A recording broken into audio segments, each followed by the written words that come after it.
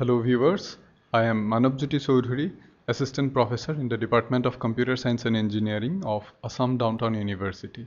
In this video, I am going to talk about the shortest job first or SJF CPU scheduling algorithm. CPU scheduling is the basis of all of multi-programmed operating systems. By switching the CPU among processes, the operating system can make the computer more productive. The objective of multiprogramming is to have some process running at all times to maximize CPU utilization. For a uniprocessor system, there will never be more than one running process. If there are more processes, the rest will have to wait until the CPU is free and can be rescheduled. The idea of multiprogramming is relatively simple. A process is executed until it must wait, typically for the completion of some input-output request. In a simple computer system, the CPU would just sit idle. All this waiting time is wasted and no useful work is accomplished. However, with multiprogramming, we try to use this time productively. Several processes are kept in memory at one time. When one process has to wait, the operating system takes the CPU away from that process and gives the CPU to another process.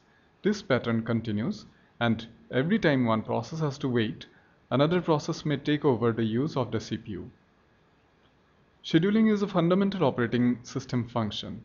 Almost all computer resources are scheduled before use. The CPU is, of course, one of the primary computer resources. Thus, its scheduling is central to operating system design. Before having a look into scheduling algorithm, let us get familiar with two terms associated with scheduling. The first one is waiting time. The CPU scheduling algorithm does not affect the amount of time during which a process executes or performs some input-output operation. It affects only the amount of time that a process spends waiting in the ready queue. Waiting time is the sum of the periods spent waiting in the ready queue. The other term associated with scheduling is turnaround time. Turnaround time, from the point of view of a particular process, the important criterion is how long it takes to execute that process. The interval from the time of submission of a process to the time of completion is the turnaround time. Turnaround time is the sum of the periods spent waiting to get into memory, waiting in the ready queue, executing on the CPU, and performing some input-output operation. It is always desirable to maximize the CPU utilization and throughput and to minimize turnaround time, waiting time, and response time.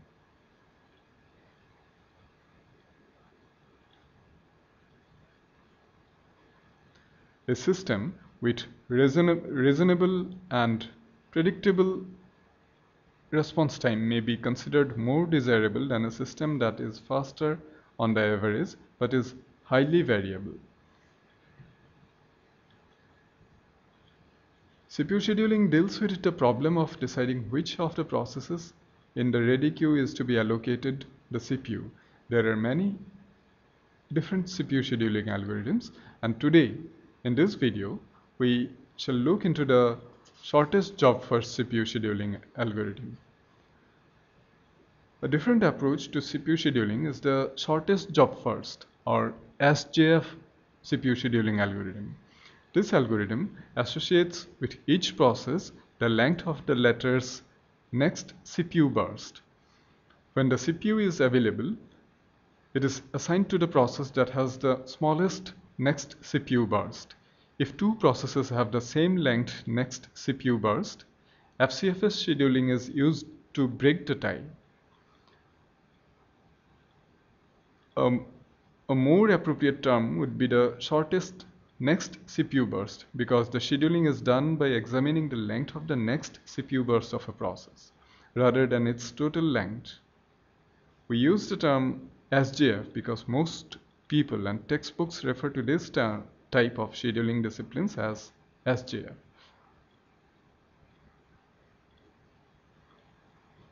As an example, let us consider a set of processes, uh, namely 4 processes, P1, P2, P3 and P4, with the length of the CPU burst time given in milliseconds. As for process P1, the burst time is 6 milliseconds. For process P2, burst time is 8 milliseconds.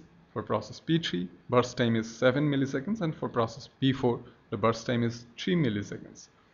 Using SJF, or shortest job first scheduling, we would schedule these processes according to a Gantt chart. And from the Gantt chart, we find out that the waiting times for these processes are for the waiting time for process P1 is 3 milliseconds. For process P2, it is 16 milliseconds. For process P3, 9 milliseconds. And for process P4, the waiting time is 0 milliseconds. Thus, we find out the average waiting time for these processes, which is 3 plus 6 plus 9 plus 0 divided by 4 equal to 7 milliseconds. If we were using the FCF scheduling scheme, then the average waiting time would be 10.25 milliseconds for these processes. The SJF scheduling algorithm is very optimal because it gives the minimum average waiting time for a given set of processes. By moving a short process before a long one, the waiting time of the short process decreases more than it increases the waiting time of the long process. Consequently, the average waiting time decreases. The real difficulty with the SJF algorithm is knowing the length of the next CPU request.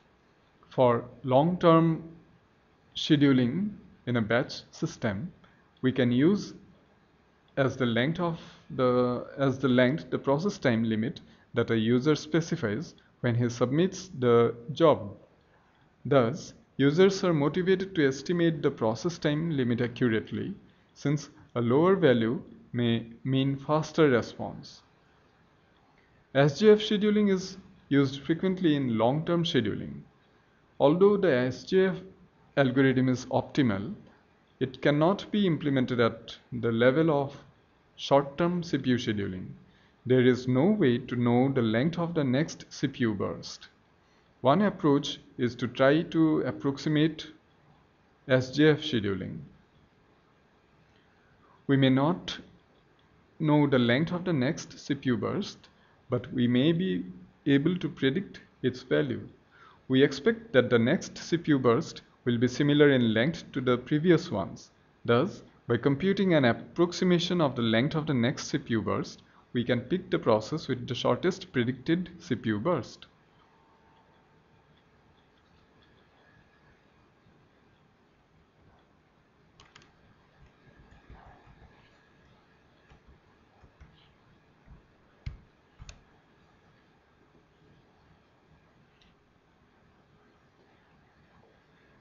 The shortest job first CPU scheduling algorithm may be either preemptive or non-preemptive.